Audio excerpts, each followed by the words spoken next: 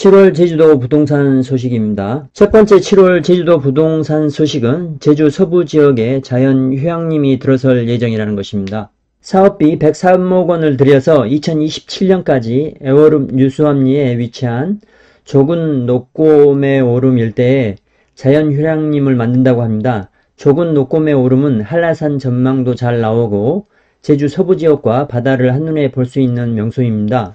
2027년에 개장할 계획이라고 하는데요. 제주도에서 5번째로 개장하는 자연휴양림으로 제주 서부 지역에서는 첫 번째입니다.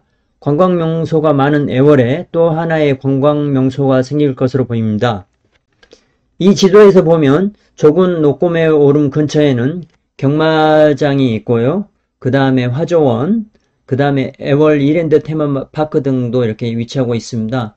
여기 981 테마파크도 있죠. 무명장수 테마파크, 이쪽 같은 경우에도 저 불놀이로 유명한 새별 오름의 테마파크도 있습니다. 두 번째 7월 제주도 부동산 소식은 이랜드파크가 제주 애월에 그랜드 캥싱턴 리조트를 2025년에 개장할 예정이라고 합니다. 이와 같은 조감도를 가진 그랜드 캥싱턴 애월을 오픈할 예정입니다. 애월국제문화복합단지 사업은 2013년에 시작해서 오랜 시간이 지났는데요.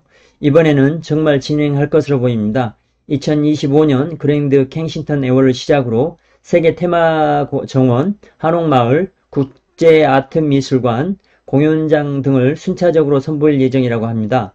언급된 산업 전체가 순조롭게 진행될지는 잘 지켜봐야 할 것으로 보입니다.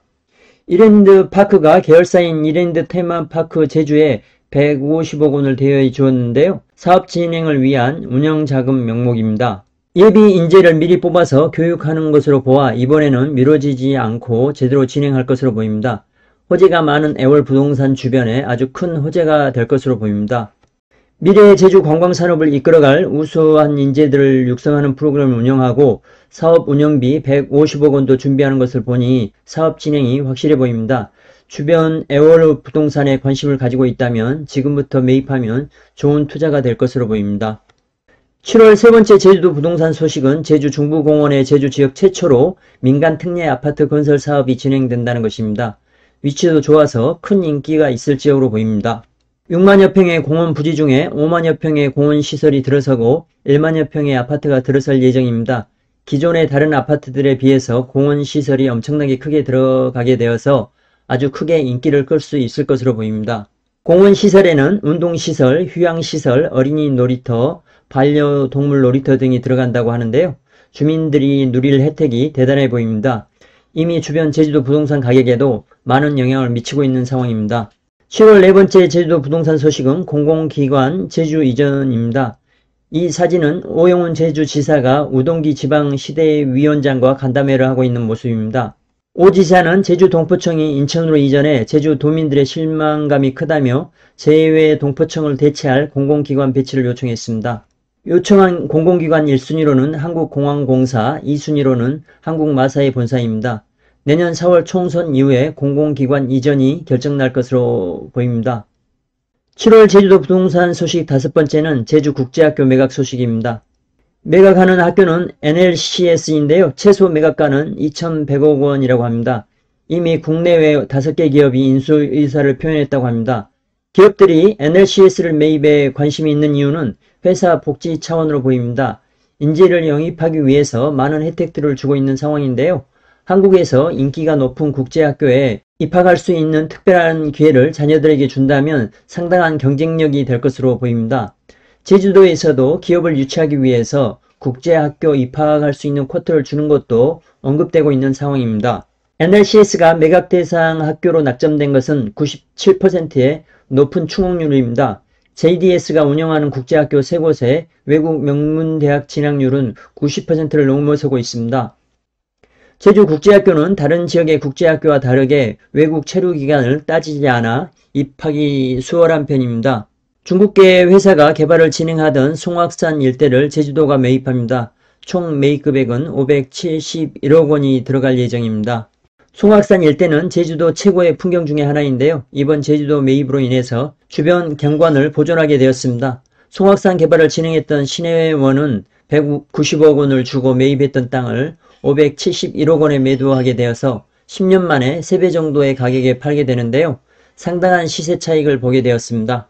제주 신화역사공원에 외국계 대형마트인 코스트코가 입점할 것으로 보입니다.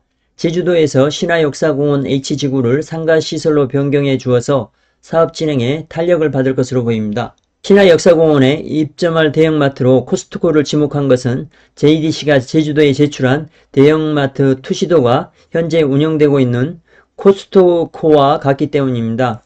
상가로 변경 고시되었지만 운영되기까지는 최소 1년 이상이 걸릴 것으로 예상합니다.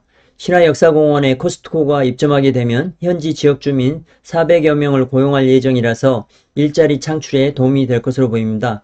신화역사공원 활성화에도 큰 도움이 될 것으로 보입니다.